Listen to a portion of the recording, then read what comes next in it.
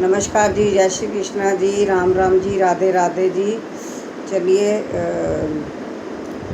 जो है नया श्लोक शुरू करते हैं। तत्क्षेत्रम जच यादृक्कच्छ यदि कारी यतश्च यत् स च यो यत् प्रभावश्च तत्समासेन में शृणु। अब तुम मुझसे ये सब संक्षेप में सुनो कि कर्म क्षेत्र क्या है, ये किस प्रकार बना है, इसमें क्या परिवर्तन होते हैं, ये कहाँ से उत्पन्न होता है, इस कर्म क्षेत्र को जानने वाला कौन है और इसके क्या प्रभाव हैं का वर्णन। हाँ, भगवान कर्म क्षेत्र तथा कर्म क्षेत्र के ज्ञाता की स्वाभाविक स्थितियों का वर्णन कर रहे हैं।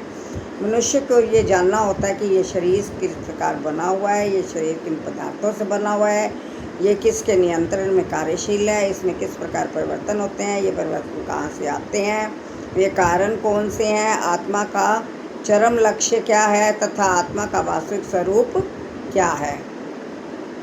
मनुष्य को आत्मा तथा परमात्मा, उनके विभिन्न प्रभावों तथा उनकी शक्तियों आदि के अंतर को भी जानना चाहिए। यदि वह भगवान द्वारा दिए गए वर्णन के आधार पर भगवद गीता समझ ले तो ये सारी बातें स्पष्ट हो जाएंगी। लेकिन उसे ध्यान रखना होगा कि प्रत्येक शरीर में वास करने वाले परमात्मा को जीव का स्वरूप न मान बैठें। ऐसा तो सक्षम पुरुष तथा अक्षम पुरुष को एक समान बताने जैसा है।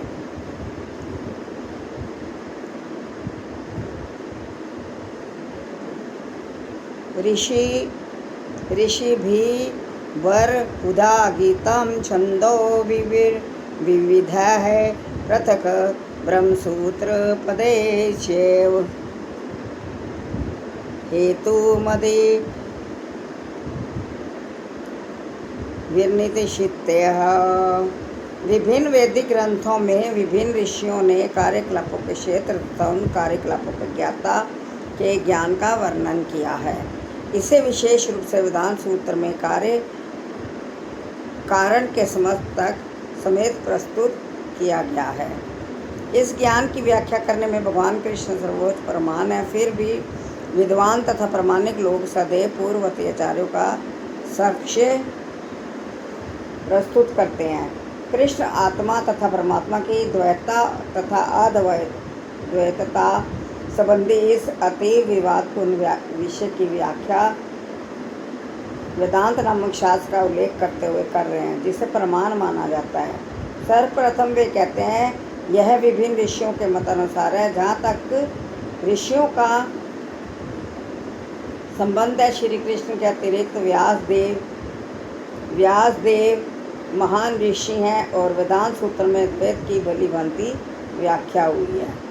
व्यासदेव के पिता पराशर भी महर्षि हैं और उन्हें धर्म संबंधी अपने ग्रंथों में लिखा है। अहम त्वम च तथा न्याय, तुम मैं तथा अन्य सारे जीव अर्थात हम सभी दिव्य हैं, भले ही हमारे शरीर भौतिक हों। हम अपने अपने कर्मों के कारण प्रकृति के तीनों गुणों के वशीभूत होकर पतित हो गए हैं। फलते कुछ लोग उच्चतर धरातल पर हैं और कुछ निम्नतर धरातल पर हैं। ये उच्चतर तथा निम्नतर धरातल अज्ञान के कारण और अनंत जीवों के रूप में प्रकट हो रहे हैं, किंतु परमात्मा जो अच्युत है, तीनों गुणों से अदूषित है और दिव्य है। इसी प्रकार मूल वेदों में विशेषता कठोपनिषद में आत्मा तथा परमात्मा तथा शरीर का अंतर बताया गया है। इसके अतिरिक्त अनेक महर्षियों ने इसकी व्याख्या की है, जिनमें पराशर प्रमुख माने जाते हैं। बस आज इतना ही। बहुत ग्रेट है, बहुत कठिन है। गुरु के बिना ये समझ आने वाला नहीं है। तो कृपा करके पहले तो जो है वेदांती गुरु की शरण में जाना चाहिए जो जीवित हों, और दूसरा भगवत गीता को रोज़ रोज़ पढ़ें। 1 श्लोक 2 श्लोक जितना पढ़ सकते हैं, आप अपना रास्ता साफ करेंगे। जय श्री कृष्णा बोलना पड़ेगा। जय श्री कृष्णा। और मेरा चैनल है रजनी जड्डा के मधुर भजन यूट्यूब पे प्लीज़ उसको सब्सक्राइब करें। हमारी बहनों और भाइयों सभी को प्रार्थना है।